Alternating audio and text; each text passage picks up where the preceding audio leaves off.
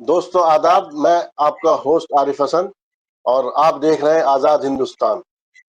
आज एक अहम मौजू जिस पर हम बात करेंगे। आज गवर्नमेंट ने ये ऐलान किया है कि 7 नवंबर से वंदे मातरम जो गीत है उसको पूरी तरह से पूरे मुल्क के अंदर मनाया जाएगा। उसका जो आइन का हमारा है यानी कि संविधान दिवस के तौर पर उसको मनाया जाएगा। और क्योंकि ये इसे 1875 के अंदर लिखा गया था वंदे मातरम गीत को, तो सवाल ये उठता है यहाँ पर कि गवर्नमेंट जो है इस वक्त हर मोर्चे पर लगभग नाकाम नजर आती है।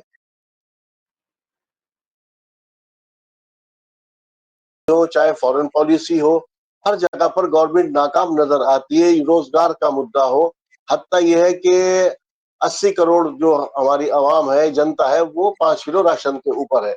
तो इस तरह के मुद्दे उठाना या इस तरह के मुद्दों को हवा देना, क्या इस गवर्नमेंट को सिर्फ इलेक्शन लड़ना ही आता है? और इलेक्शन लड़ना भी उस बुनियाद पर के हिंदू मुस्लिम के बीच एक तफरीक पैदा कर दी जाए। जो हिंदुस्तान की एक इमेज थी, जो एक डाइवर्सिटी की इमेज थी, फॉरेन के अंदर कम से कम बाहर गैर जो हमारे बाहर के मुल्क हैं उसके अंदर एक बहुत अच्छी इमेज थी, वो भी अब इस वक्त कहीं ना कहीं धूमिल होती नजर आ रही है। ये तो मैं नहीं कहूंगा कि हिंदुस्तानियों से नफरत कर रहे हैं लोग। ऑस्ट्रेलिया, अमेरिका या यहाँ पर जो एक हिंदुस्तानी की इज्जत थी उसके अंदर भी कहीं ना कहीं कमी आई है। जो हमारा पासपोर्ट था उसके अंदर भी कहीं ना कहीं कमी नजर आ रही। तो मेरे साथ इस सब पर बात करने के लिए पूरा पैनल मौजूद है। सबसे पहले मेरे साथ मौजूद है पंडित अजय गौतम जी। पंडित जी, आपका बहुत बहुत खैर मकदम। नमस्कार, बहुत बहुत धन्यवाद। दूसरे मेरे मेहमान खुसूसी हैं जनाब मौलाना साजिद रशीदी साहब। मौलाना साहब, आपका भी बहुत बहुत खैर मकदम। बहुत शुक्रिया। और तीसरे मेरे मेहमान खुसूसी हैं जनाब अब्दुल वाहिद हाशमी साहब। आपका भी वाहिद साहब प्रोग्राम में बहुत बहुत खैर मकदम। बहुत बहुत शुक्रिया जनाब जी। सबसे पहला सवाल मेरा पंडित जी से ही है। पंडित जी, गवर्नमेंट जो है हमें हर मोर्चे पर इस वक्त फेल नजर आ रही है, लेकिन गवर्नमेंट को एक काम बखूबी आता है, वो है इलेक्शन लड़ना। और इलेक्शन भी लड़ना इस बुनियाद के ऊपर कि जो हिंदुस्तान की डाइवर्सिटी है, जो हिंदू मुस्लिम एकता की बुनियाद जो है उसको हिला करके दोनों के बीच के अंदर एक तफरका पैदा कर देना, ये दूरी पैदा कर देना, और जिससे कि इलेक्शन दर इलेक्शन सिर्फ जीतना। क्या आप क्या समझते हैं? इस तरह के मुद्दों को उठाकर के क्या कोई इस देश का भला हो सकता है, या सिर्फ आपको इख्तिदार में या सत्ता में ही बने रहना है? जी पंडित जी। देखिए, बात यह है आरिफ साहब, इस देश के अंदर जितनी भी योजनाएं चलती है, चाहे उज्ज्वला योजना हो, प्रधानमंत्री आवास योजना हो, स्वच्छ भारत योजना हो, आप बता दीजिए कि कौन सी ऐसी योजना है या कौन सा ऐसा वजीफा है जो धर्म देख के दिया जाता हो। यहाँ जरूरत देखी जाती है, यहाँ किस आदमी को किस चीज की आवश्यकता है वो देखी जाती है, धर्म तो देखा ही नहीं जाता। आज कोई भी, मैं कहता हूँ, कोई जितनी योजनाएं इस सरकार ने जो हमारे मुस्लिम भाइयों के लिए शुरू करी है, इतनी तो किसी ने भी नहीं थी। मिनिस्ट्री ऑफ माइनॉरिटी अफेयर बताइए, कांग्रेस ने तो कभी बनाने की सोची भी नहीं। बनाने वाली भाजपा थी, भाजपा ने मिनिस्ट्री ऑफ माइनॉरिटी अफेयर बनाया।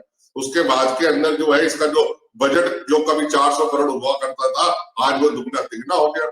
आज लाडली योजना की बात कर लीजिए, अगर मुस्लिम लड़की यूपी के अंदर ग्रेजुएशन करती है तो 1 लाख का वजीफा उसको लाजमी मिलता है। मुझे बता दीजिए कि कितनी भी ऐसी योजनाएं हैं वो कहाँ धर्म देख के दी जा रही है। अगर कहीं भी इस तरीके से कोई बात है, देखिए अपने देश के प्रति, अपनी जो हमारी जन्मभूमि है उसके प्रति अगर हम, कोई भी सरकार ये कहती है कि इसके प्रति अगर आपको एक सदका करना है तो मुझे लगता है कि हमें उसका वेलकम करना चाहिए। इसके अंदर चुनाव तो इस देश में हमेशा चलेंगे। देखिए, इतना बड़ा देश है, अरुणाचल प्रदेश से लेकर कश्मीर से लेकर कन्याकुमारी तक कहीं ना कहीं तो कोई ना कोई चुनाव, चाहे लोकसभा का हो, विधानसभा का हो, इसका अपना नगर पालिका का हो, कोई ना कोई चुनाव तो हमेशा यहाँ चलता ही रहता है। तो इस हर चीज को ये देख के कि इस चुनाव में किसी पार्टी को फायदा होने वाला है या चुनाव में किसी पार्टी को नुकसान होने वाला है, इस चीज को दिमाग में रख के ना, मुझे लगता है कि ये थोड़ी सी जाती होगी सरकार के साथ। सरकार का काम है आपको बेहतर रोजगार मिले, आपको बेहतर खाना मिले, बेहतर दवाई मिले, बेहतर आपको सुरक्षा मिले। अगर इन 4 चीजों में आपको लगता है सरकार की कोई नाकामी है तो आप बिल्कुल बताइए, हम भी आपके साथ खड़े होकर सरकार की मैंने पंडित जी मैंने ये बात नहीं की कि उसके सरकार की निष्पक्षता या कहीं कि हिंदू हिंदू के लिए योजना है, मुसलमान के लिए अलग है, सिख के लिए अलग है। जब एक योजना है तो वो तो उसका तो सबको लाभ मिलेगा। और मैंने बात की है इस वक्त गवर्नमेंट के जो मुल्क के हालात की। मुल्क का हालात आप बेरोजगारी ही देख रहे हैं किस स्तर पर पहुंच गई। फॉरेन पॉलिसी पर देखिए उस जगह गवर्नमेंट हमें फेल नजर आती है। जहां तक ये चार्ज अगर गवर्नमेंट को इतनी ही सबकी इक्वलिटी है तो फिर गवर्नमेंट जो इस तरह के हमें देखे इलेक्ट्रॉनिक इंडिया फिटकार देखे हमने कभी 80-20 कभी बुर्का कभी कटवा इस तरह के लफ्जों का इस्तेमाल किया जाता है। मैं इससे पहले कि दोबारा आऊंगा पंडित जी आपको आज मैं अब्दुल भाई साहब से इसके ऊपर बात करना चाहूंगा। जी अब्दुल भाई साहब। देखिए ऐसा है कि जो ये वंदे मातरम का है इशू, सबसे पहले हमें इसके कॉन्टेक्स्ट में जाना होगा। बीजेपी जो है या फिर जो भी इस तरह की ऑर्गेनाइजेशंस हैं, एक चीज होती है जिसको हम बोलते हैं हिंदी में सांस्कृतिक राष्ट्रवाद, जी यानी सकाफती जो है एक तरह से नेशनलिज्म आप कहिए आप इसको, या फिर जो है एक तरह से कल्चरल नेशनलिज्म इसको आप जो है। मेरी मेरी आवाज आ रही है ना, क्लियर है सबको? बिल्कुल बिल्कुल जी आप बिल्कुल जी जी। तो ये जो है, तो ये बीजेपी की कोई नई चीज नहीं है, वंदे मातरम हो या कोई भी हो चीज। हमें इसको थोड़ा सा ब्रॉडर कंसेप्ट में देखने की जरूरत है कि इस वक्त मुल्क किधर जा रहा है और ये मुद्दे क्या हैं। जी सबसे बड़ी चीज ये है कि जब एक आदमी एक हाईएस्ट कॉन्स्टिट्यूशनल पोस्ट पर रहते हुए, मैं वजीर आजम जनाब नरेंद्र मोदी जी की बात कर रहा हूँ, जब वो जी कहते हैं कि कब्रिस्तान, या कहते हैं कि भाई ये अपने कपड़ों से पहचाने जाएंगे, या जब इस तरह की बातें आती हैं, या फिर मुल्क का वजीर दाखिला जब ये कहता है कि बटन इतनी जोर से दबाओ, या कोई शख्स ये बोलता है कि अगर फलां पार्टी की जीत हो गई तो ये फलां कंट्री की जीत मानी जाएगी, तो इस तरह की चीजें जब ये बोली जाती हैं तो उसी सिलसिले की एक कड़ी है। सवाल मुद्दों का नहीं है, सवाल ये है कि हुकूमत सिर्फ भारत के अंदर परेशानी नहीं है, जो माशी अदम इस्तेहकाम यानी जो एक तरह से आप इंस्टेबिलिटी है कॉमर्स एंड ट्रेड के उस पे, तो ये सिर्फ भारत नहीं फेस कर रहा है, ये बहुत सारे दुनिया के ममालिक फेस कर रहे हैं इसको। और डोनाल्ड ट्रंप ने सबको अपने जो है एक तरह से लिया है नरगे में, सबको उसने जो है टारगेट किया है, तो उसमें भारत भी है। तो वंदे मातरम का जहां तक मेरा ये मानना है, बीजेपी इस वक्त इसलिए लाई है, एक्चुअली होता क्या है कि choose your enemy friends will come, एक इंग्लिश प्रोवर्ब है। इसका मतलब यह है कि आप अपने दुश्मन का इंतखाब कर लीजिए, उस दुश्मन के जितने दुश्मन होंगे सब आपके दोस्त बन जाएंगे। तो सबसे सॉफ्ट टारगेट किसी जमाने में 90s में या अभी 8-10 साल पहले तक एक इस्लामी आतंकवाद का हुआ खड़ा किया गया, दुनिया में ये है वो है। उसी तरह से भारत के अंदर एक सॉफ्ट चीज है कि भाई कोई भी मुद्दा हो, आप अपनी विफलताएं छुपाने के लिए सीधे सीधे हिंदू वर्सेस मुस्लिम पे ले आइए। मेरा ये मानना है कि वंदे मातरम का जो ये इशू है, कभी किसी मुस्लिम ने बड़े पैमाने पर कभी अपोज नहीं किया। मुझे याद है बचपन में हम जिस स्कूल में पढ़ते थे, कभी हमने ये सब नहीं सुना कि भाई आदमी जो है फौरन शिर्क या कुफ्र में मुब्तला हो जाएगा। मौलाना वहीदुद्दीन खां का एक बहुत बड़ा कौल है कि अगर पूरी दुनिया सलमान रुश्दी से, जिसको बोलते हैं लोग कि भाई इससे इस्लाम को खतरा है, तो अगर इस्लाम को आप अल्लाह का मजहब मानते हैं तो उसको सलमान रुश्दी जैसों से क्या खतरा, पूरी दुनिया सलमान रुश्दी बन जाए। तो जी जी हमें जो जी है इन सभी चीजों से बाहर आना चाहिए। और वंदे मातरम का जहां तक ये है, तो जिस चीज को हमारे कॉन्स्टिट्यूशनल बॉडी ने अडॉप्ट किया है, जैसे सुजलाम सुफलाम शस्य श्यामलाम, ये जो आठ आठ लाइनें हैं, इस पर जी किसी जी को कोई एतराज नहीं है। ये बिला वजह का मुद्दा बनाया जा रहा है।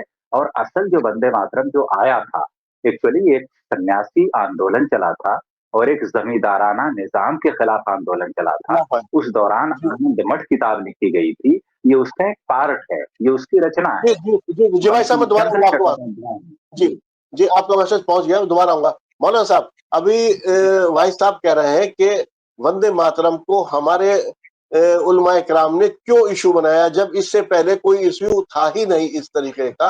और इसको इशू बनाने के बाद फिर जो आपके खिलाफ ताकत है उसको इस्तेमाल करती हैं उसको। आप खुद ही क्यों दाम में फंस जाते हैं, क्यों जाल में फंसते हैं? जी मौलाना साहब मेरा आपसे सवाल है। नहीं आरिफ भाई, हमें जो है दो चीजों के जरिए से इसको समझना पड़ेगा। दो जी चीजें हैं। एक तो हमारे सामने संविधान है। जी संविधान क्या कहता है वंदे मातरम के बारे में, इसको भी हमें समझना पड़ेगा। फिर हमें यह भी देखना पड़ेगा कि वंदे मातरम को लेकर जो कोर्ट के फैसले हैं, जी सुप्रीम कोर्ट तक वो जी। क्या कहते हैं उनको भी हमें समझना पड़ेगा। संविधान ये कहता है आर्टिकल 25 कि हर इंसान को अपने मजहब पर आजादी के साथ अमल करने की इजाजत है। जी। 28 ये कहता है कि किसी भी एजुकेशनल इदारे में, चाहे वो सरकारी हो या गवर्नमेंट एफिलेटेड हो, किसी भी पढ़ने वाले को उस पर कोई चीज थोपी नहीं जा सकती, उसको जबरदस्ती नहीं कहलवाया जा सकता कि भाई तुझे ये कहना है। दूसरी बात यह है कि ये राष्ट्रगीत है, राष्ट्रगीत है। जी। राष्ट्रगीत का मतलब ये नहीं कि हमारे जिम्मे जरूरी है कि हमें गाना है, हमारे जिम्मे ऐसा नहीं है कि भाई इसको गाना ही है। तीसरी बात यह है, इसको समझिएगा, आर्टिकल 30 ये कहता है कि मुसलमान अपनी तरह के इदारे बना सकते हैं, उनको चला सकते हैं और किसी तरह से उनमें हुकूमत को हस्तक्षेप नहीं करना चाहिए, ये संविधान हमें कहता है। अब उसके बाद में हम आ जाते हैं सुप्रीम कोर्ट इस पर क्या कहता है। जी। 1986 में एक फैसला आया था, एक एजुकेशन तंजीम है, उसने गवर्नमेंट के खिलाफ एक केस डाला था। तो अदालत ने यह फैसला दिया था कि स्कूल में कौमी तराना न गाने वाले बच्चों को सजा देना आईनी आजादी के खिलाफ वर्जी है। जो हमें हमारे कॉन्स्टिट्यूशन ने आजादी दी है उसकी खिलाफ वर्जी है। आप ये नहीं कह सकते कि आपने क्यों नहीं गाया, यानी जो हमारा राष्ट्रगान है हम उसको भी अगर ना गाएं तो उस पर हमें कोई सजा नहीं दी जा सकती। सुप्रीम कोर्ट ने भी बाकायदा इस बात को कहा था कि ये हर इंसान की अपनी आजादी है, इस पर जबरदस्ती नहीं हो सकती। जब हमारे संविधान और सुप्रीम कोर्ट में इस तरह की बातें हो रही हैं तो इस पर बाकायदा सरकारें क्यों कहती हैं कि साहब मदरसों में होगा? भैया आप बतौर अदलिया पेश हुए हैं क्या? नहीं, इस प्रोग्राम में आप बतौर अदलिया पेश हुए हैं क्या? नहीं, ये बात बतौर अदलिया की बात नहीं है। जा रहा हूँ आपके पास आ रहा हूँ सर, जा रहा हूँ आपके पास। मैं बतौर अदलिया की बात नहीं कर रहा हूँ, मैं सिर्फ ये कर रहा हूँ कि सरकार को इस तरह के फरमान जारी करने से पहले 10 बार सोचना चाहिए कि हमारा कॉन्स्टिट्यूशन क्या कहता है, हमारा संविधान क्या कहता है। हमने संविधान की शपथ ली है, हमने कहा है हम धर्मनिरपेक्ष रहेंगे, और फिर इस तरह की बातें करते हैं। ये तो अच्छा पंडित जी, मैं पंडित जी के पास से बात कर रहा हूँ। पंडित जी, अगर इसके ऊपर के एक कौम को किसी को एतराज है तो ये मेरी देशभक्ति कैसे साबित करेगा कि देश के मैं देशभक्त नहीं हूँ, या मेरे ऊपर कोई आदमी जब मुझे एक, जैसे मौलाना साहब कह रहे हैं, अगर मुझे संविधान इसका हक दे रहा है तो इसमें प्रॉब्लम क्या है? एक जाहिर सी बात है, अगर आप इसको इस गीत को गा रहे हैं, दूसरा गीत और भी है जो अल्लामा इकबाल ने कहा था, सारे जहां से अच्छा हिंदुस्तान हमारा, एक वो भी गीत है। देखिए मौलाना रशीद जी के साथ एक दिक्कत है, ये आधी मुर्गी तो खा जाते हैं और आधी अंडा देने के लिए छोड़ देते हैं। ये आधा कानून पढ़ते हैं और आधा भूल जाते हैं। अब इनसे पूछिए नेशनल एम्बेलम एक्ट क्या है?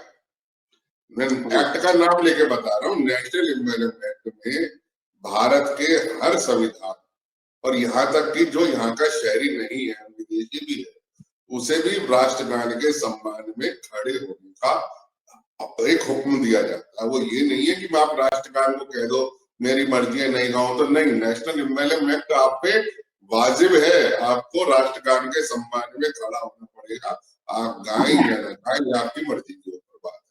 बकायदा एक्ट को मैं कोड कर रहा हूँ इसलिए।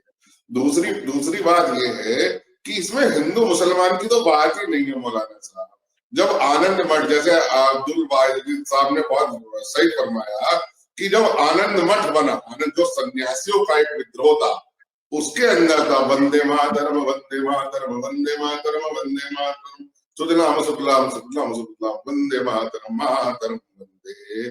तो वो पूरे का पूरा जो गीत था, जैसे जय हिंद बना, इनकलाब जिंदाबाद बना, इसी तरीके से सब भारतीयों को एक साथ एक जगह पिरोने के लिए, बिना ये देखे कि कौन हिंदू कौन मुसलमान कौन सिख है, वो सब एक साथ पिरोने के लिए था। यहाँ तो इसमें कोई हिंदू मुसलमान की बात कहाँ से आ गई?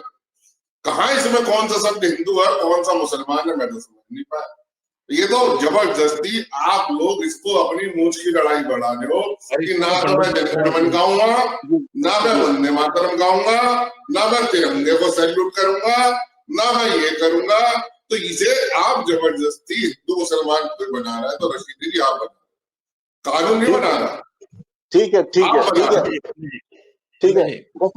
ऋषि साहब आप बताइए। जी पंडित जी, एक बात तो ये समझ लीजिए, मैंने राष्ट्रगान के सम्मान में खड़े होने को अपोज नहीं किया। राष्ट्रगान के सम्मान में खड़ा होना जरूरी है, मैं मानता हूं आपकी बात बिल्कुल, लेकिन मैंने बात की है गाने की। अगर कोई आदमी ना गाए तो कानून में ऐसा कोई शिक नहीं है कि उसको सजा दी जाए या उसको गद्दार कह दिया जाए। मैं आपको एक चीज और बता देता हूं, सुन लीजिए। कोर्ट ने बाकायदा ये कहा है कि वंदे मातरम या राष्ट्रगान ना गाना ये मुल्क से गद्दारी नहीं है। ये गद्दारी तो कुछ भी नहीं है। अरे भाई, सुप्रीम कोर्ट का आदेश। जो लोग सुनो तो सही बुलाना जी, जो लोग वंदे भारत ट्रेन के आगे सिलेंडर रख देते हैं और पटरी उखाड़ देते, गद्दारी तो वो भी नहीं, वो भी तोड़ फोड़ है। गद्दारी तो वो भी नहीं है। मैं कहा कह रहा हूँ गद्दारी। पंडित बात करिए, मैं बीच में बोलने लगा हूँ। अब्दुल भाई साहब को लेकर आ रहा हूँ। अब्दुल भाई साहब कुछ कहना चाहेंगे? जी जी सेकंड जी बताइए। देखिए हमें एतराज कहाँ है। मौलाना साहब बस एक बार मैं जरा सा उनके वो इंटरफेयर कर रहा हूँ जी, कुछ कहना चाहते हैं भाई साहब। देखिए ऐसा है कि वंदे मातरम पे जो भी कंट्रोवर्सी चल रही है वो कंट्रोवर्सी नहीं होनी चाहिए, पहली बात तो ये। दूसरी बात ये कि चाहे वंदे मातरम हो या कुछ भी हो, एक है कॉन्स्टिट्यूशन का 76 अमेंडमेंट, वो जो है फंडामेंटल राइट्स नहीं फंडामेंटल ड्यूटीज की बात भी करता है, उसको मिनी कॉन्स्टिट्यूशन भी कहा जाता है। ये जो है बच्चों को पढ़ाया जाता है। उस मिनी कॉन्स्टिट्यूशन में साफ साफ लिखा हुआ है कि हम राष्ट्रीय चिन्ह, राष्ट्रीय झंडे और राष्ट्रीय एकता, अखंडता, उसको अक्षुण्ण रखने के लिए, उसको जो है पूरा सेफगार्ड करने के लिए भारत के सभी नागरिक का कर्तव्य है कि ये सबको पालन करना चाहिए। सबसे पहली चीज जो मुसलमानों के बारे में अक्सर ये इल्जाम लगाया जाता है कि वो इसका पालन नहीं करते, सबसे पहले तो मैं इस मिसकंसेप्शन को दूर करना चाहता हूँ। सारे मुसलमान पालन करते हैं। एक भी मुसलमान आपको ऐसा नहीं मिलेगा जिसने कभी हिंदी भाषा को अपोज किया हो या किसी भी राष्ट्रीय चिन्ह को अपोज किया हो। किसी मुसलमान ने कभी नहीं किया। दूसरी बात, अगर किसी ने देश के विरुद्ध कार्य किया है, चाहे वो हिंदू हो, मुसलमान हो, सिख हो, ईसाई हो, वो कोई भी हो, वो देशद्रोह है, वो देश के साथ गद्दारी है और उसी जुमरे में आएगी। तीसरी चीज, जहां तक वंदे मातरम की बात है, ये बहुत पुरानी कंट्रोवर्सी चली आ रही है, कांग्रेस पार्टी के अधिवेशन के अंदर भी हुई जी जी, जब जो है ये गाया गया। और इसको जिस वक्त जो है रविन्द्रनाथ टैगोर ने सबसे पहले इसको म्यूजिक जो है, क्योंकि वो रविंद्र संगीत भी एक परंपरा शुरू हुई थी, तो उन्होंने सबसे पहले इसकी म्यूजिक जो है कंपोज किया था रविन्द्रनाथ टैगोर ने। तो हम जो है वंदे मातरम के कॉन्ट्रीब्यूशन को निगेट नहीं करना चाहिए, नंबर एक बात ये। नंबर दो, उसकी जिन स्टेंजाज पे, जिन लाइनों पे, जिन पंक्तियों पर एतराज है दीगर मजाहिब के लोगों को, उसका मुकम्मल तौर पर एहतराम किया जाना चाहिए, क्योंकि भारत का संविधान सारे लोगों को अपने अपने तरीके से अपनी मजहब के साथ आजादी की जिंदगी गुजारने की इजाजत देता है, परमिशन देता है। तो हम जो है अगर इसको अलाउ नहीं करेंगे, जब आप सारी खिड़कियां दरवाजे बंद कर देंगे तो घर में सफोकेशन होगा। तो मेरा ये मानना है कि जो आदमी ईमानदारी से मेहनत कर रहा है, कमा रहा है, वो आदमी राष्ट्रभक्त है, उसको भले ही वंदे मातरम या कुछ भी आता हो ना आता हो। लेकिन अगर कोई आदमी सारे गाने आते हैं और वो भ्रष्ट है तो वो देशद्रोही है। असल चीज परिभाषा राष्ट्रभक्ति की ये है, राष्ट्रभक्ति की परिभाषा कभी नहीं है। जी जी जी जी, देखिए अब्दुल भाई साहब की बात को मैं आगे बढ़ा रहा हूँ। इसमें एक शेर है, पंडित जी ध्यान दीजिएगा। तू ही दुर्गा दश पर हरण, तू ही कमला वंदे मातरम। ये साफ दर्शाता है जो इस्लामी अकीदे के बिल्कुल खिलाफ है। इस्लामी अकीदा ये कहता है कि हम एक खुदा के अलावा किसी को भगवान नहीं मान सकते, किसी को देवी देवता नहीं मान सकते। और ये शेर बिल्कुल साफ कहता है जी, मेरी जो जमीन है हमारे लिए दुर्गा है जी, हमारे लिए मतलब पूजा की जगह है, पूजा का स्थल है। ये सब कुछ ये बता रही है। तो इसलिए हमारा जो ऐतराज है कि देखिए हमारे, चूंकि हमारा कॉन्स्टिट्यूशनल राइट है ये, उसको एहतराम कीजिए आप पंडित जी। नहीं भाई, भाई देखो, मेरी तरफ से तो आप, मैं बताऊं मौलाना साहब, आप जनगण मन भी मत गाओ और बोलो। देश की पार्लियामेंट में तमाशा देखा है, जब वर्क साहब जो थे सेशन के बीच में से उठ के चले गए थे, किसी ने कुछ कहा क्या? लेकिन आम आदमी के मन में ये आया कि जो मुसलमान हैं वो देश के प्रति आस्था नहीं रखते। आप समझो मैसेज कहाँ जा रहा है। क्या बुरा कर दिया? अगर वो चले आए तो क्या बुरा कर दिया? सुप्रीम कोर्ट कह रहा है इस बात को। भाई मैं वही तो आपको कह रहा हूँ ना। मुझे एक बात बताइए, जब देश के अंदर पार्लियामेंट्री जब इसका अपमान करेगा, जो एक कौम की नुमाइंदगी करता है, तो बाकी के कौम के लोग क्या करेंगे? पंडित जी, वहां से चले आना अपमान कहाँ से हो गया? भाई हद कर रहे हो आप सुनने के बाद चले जाते, ऐसा क्या हो गया? एक बार बताओ, मेरी बात सुनो, मेरी मौलाना साहब सुनो। फिर आप ये कहते हैं बड़े सम्मान से कह रहा हूँ, मैं बड़े सम्मान से कह रहा हूँ, सुन तो लो मौलाना साहब, अब सुनिए। मैं बड़े सम्मान से कह रहा हूँ, मेरी आस्था सपोज करो अजान में नहीं, मान लो अजान में, ठीक है, लेकिन मेरे पड़ोसी को उस अजान को सुनने में बड़ा मजा आता है, उसकी आस्था है, वो सुन रहे हैं ना, और मुझे भी सुना रहे हैं। मैं तो नहीं उसको कह रहा कुछ भी। ठीक है भाई, तुम्हारा अकीदा है, तुम अपने अकीदे पे कायम रखो। वो आवाज मेरे कानों तक भी आई है जिसमें मेरा अकीदा नहीं है, तो मैं क्या उसका गला पकड़ लूं जाके? अब पंडित जी, ये संतुलन से चलता है, ये दूसरे की भावनाओं की कदर से चलता है। आरिफ भाई 30 सेकंड देखिए, मैं आपको एक वाकया बताता हूं पंडित जी। हजरत उमर की खिलाफत थी, हजरत आयशा रजी अल्लाह तआला अन्हा ने एक शिकायत भेजी खलीफा वक्त को, और ये कहा कि एक आदमी मस्जिद नबी में बैठकर कुरान बहुत जोर से पढ़ता है, मेरी नींद में खलल होता है जब वो कुरान जोर से पढ़ता है। कुरान हमारे लिए ईमान है, समझिएगा पंडित जी, कुरान हमारे लिए ईमान है। शिकायत भेजी कि एक आदमी कुरान जो है मस्जिद नबी में जोर से पढ़ता है, तो आपने उस आदमी को बुलाया हजरत उमर ने और कहा कि भाई एक बात बताओ, आप ये कुरान किसके लिए पढ़ते हो? तो कहा कि अल्लाह के लिए पढ़ता हूं। तो हजरत उमर ने फरमाया कि अल्लाह तो आहिस्ता पढ़ने को भी सुनता है, अगर तुम दिल में पढ़ोगे तब भी सुनेगा, तो इसको जोर से क्यों पढ़ते हो? और कुरान को ऐसी आवाज में मत पढ़ो कि किसी दूसरे को तकलीफ हो। अगर अजान से भी किसी को तकलीफ होती है तो इस्लाम उसको भी मना करता है, बिल्कुल मना करता है। आप इस चीज को समझिए, इस्लाम बहुत जी।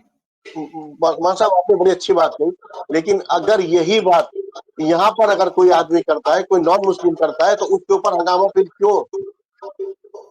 नहीं बिल्कुल, देखिए एक चीज बता दूं मैं आपको, मेरे गांव से 3 किलोमीटर दूरी पर एक गांव है, वहां सुबह 4 बजे पंडित जी बटन दबा के सो जाते हैं, और वो अपना जो भी उनका बजता है रिकॉर्ड बजता रहता है, और मेरे गांव में 3 किलोमीटर दूर वो बिल्कुल साफ सुनाई देता है।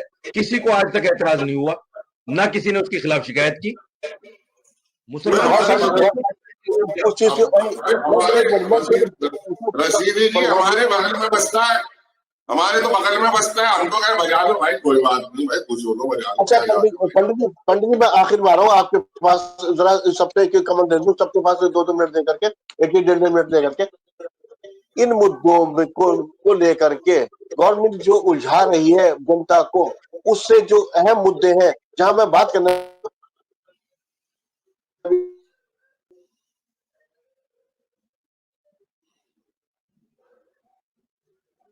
आवाज चली गई, बेरोजगारी है यहाँ पे बेरोजगारी है यहाँ पर, ठीक है, और दीगर मुद्दे, एजुकेशन के मुद्दे, हेल्थ के मुद्दे, इन मुद्दों को पर तो आपको बात करनी नहीं है। आपको बात करनी किस पे? गवर्नमेंट पे, वंदे मातरम पे, या और दीगर चीजों को कॉन्स्टिट्यूशन करके रहेगा। मैं पंडित जी जानना चाह रहा हूँ कि गवर्नमेंट का काम सिर्फ यही रह गया, गवर्नमेंट तमाम मोर्चों में भी फेल नजर आती है, तो सबसे पहला गवर्नमेंट का दायित्व क्या बनता है? जी पंडित जी। देखिए, सरकार का पहला दायित्व बनता है सबको अच्छी सेहत की व्यवस्था करे, रोजगार की करे, नौकरी की करे, दवाइयों की करे और स्कूल की करे। इसके अलावा बाकी की सारी चीजें बात की है, लेकिन मौलाना साहब जो है ना, मौलाना साहब, मैं उनसे बात करूंगा पंडित जी, मैं आपसे कह रहा तो फिर हम इलेक्शन या और जो हमारी चीजें हैं उनके अंदर इनको मुद्दा क्यों नहीं बनाते? 20, 80 कटवा ये वो और दूसरी चीजें उठा करके हम उन चीजों को मुद्दा क्यों बनाते हैं? हम जनता को भटकाते क्यों है? वंदे मातरम की बात देखिए, राजनेता होता है, ना वो हिंदू होता है ना वो मुसलमान होता है। राजनेता पॉलिटिशियन होता है और वो दाना डालता है और आप रम जाते हैं उसमें फंस। और मौलाना साहब घी में डालते हैं तेल, ये पेट्रोल डालने का काम करते हैं। ये जो भी सियासी बयान होगा सबसे पहले कूदेंगे और फिर उसमें आग लगा देंगे उस पूरे उसके अंदर की, जिससे और उसके अंदर गरमाइश पैदा हो जाए। भाई एक बार बताओ, ये मुद्दा नहीं, मुझसे कोई कहता भाई वंदे मातरम बोलते, मैं बोलता साइड से निकल जाता, मैं कहता चल वंदे मातरम बोल लिया ना, अब बात करो बेरोजगारी पे, अब बात करो स्कूलों पे, अब बात करो अस्पताल पे। ये वहां तक पहुंचने नहीं देंगे। ये कहेंगे मैं तो वंदे मातरम पे ही बोलूंगा, मैं जाऊंगा ही नहीं अस्पताल पे बात करने के लिए। तो किसने उलझाया बताओ आप मुझे? ये मौलाना साहब ने उलझाया? जी जी मौलाना साहब, मैं आप ही के पास आ रहा हूँ। बस आखिर में भाई साहब के पास जाऊंगा कंक्लूडिंग रिमार्क के लिए। अभी पंडित जी कह रहे हैं इन मुद्दों को आपने नहीं उठाया जिनको उठाना चाहिए था, जहां पर, और लेकिन आपने मुद्दे क्या उसमें वो कह रहे हैं कि उलमाए किराम ने क्या किया, आग में घी डालने का काम किया और आवाम को जो अहम मुद्दे थे उन पे दूर रखा। मतलब ये आपको खाली आपको ब्लेम नहीं दे रहे, वो नेताओं को ब्लेम दे रहे हैं और आपको ब्लेम दे रहे हैं। आप इसके अंदर एक मुस्बत रोल क्यों ना अदा कर सके? जी मौलाना साहब। नहीं आरिफ साहब, देखिए एक चीज, पंडित जी मेरे बड़े अच्छे मित्र हैं, मैं पता नहीं क्यों मेरी बात से क्यों इस तरह से इख्तिलाफ करते हैं। मैं सिर्फ ये कहना चाहता हूँ, जब हमें कॉन्स्टिट्यूशन जो है हमारे देश का जो संविधान है इस चीज की इजाजत देता है और सुप्रीम कोर्ट के कई सारे फैसले इस तरह के हैं, तो फिर सरकार बार बार इसका ऐलान क्यों करती है? मैं कह रहा हूँ सरकार साहब, पंडित जी ने जो बात कही वो कह रहे हैं कि लीडर का काम है उलझाना। हम क्यों उलझ रहे हैं? हम अगर उन्हें आग लगाई उस पर हम पानी डालने के बजाय आप पेट्रोल डालने का काम क्यों कर रहे हैं हम लोग? मैं बताता हूँ बस एक मिनट आपके पास। देखिए, पंडित अजय गौतम हो या जितने भी धर्मगुरु है ना, हिंदू धर्मगुरु, ये लोग सभा लगाते हैं और सभा लगाने के बाद फिर पता क्या कहते हैं ये लोग? ये कहते हैं अधर्मी, मुसलमानों को दुकान किराए पर न दो, मुसलमानों को मकान किराए पर न दो, मुसलमानों को दुकानों पर न रखो, इनसे लेन देन बंद कर दो। कौन लगा रहा है आज? अरे वो चंद लोगों को मैं बात था गवर्नमेंट से सवाल करने की। भाई साहब बस आखिर में आपके पास कंक्लूडिंग रिमार्क जी, आप ये चाहे उसमें लीडर हो कोई भी हो, चाहे उसके अंदर पंडित जी कोई भी हो, जो अगर हमें गवर्नमेंट भटका रही है तो अहम मुद्दों पर गवर्नमेंट का ध्यान दिलाना। जहां एक इस वक्त हमने एक और मीडिया का नाम सुना, गोदी मीडिया, अगर वो भटक गया है तो ये लोग तो अपने अपने कामों को लीड कर रहे हैं। इनका काम तो था कि गवर्नमेंट को सही आईना दिखाना। जी भाई साहब।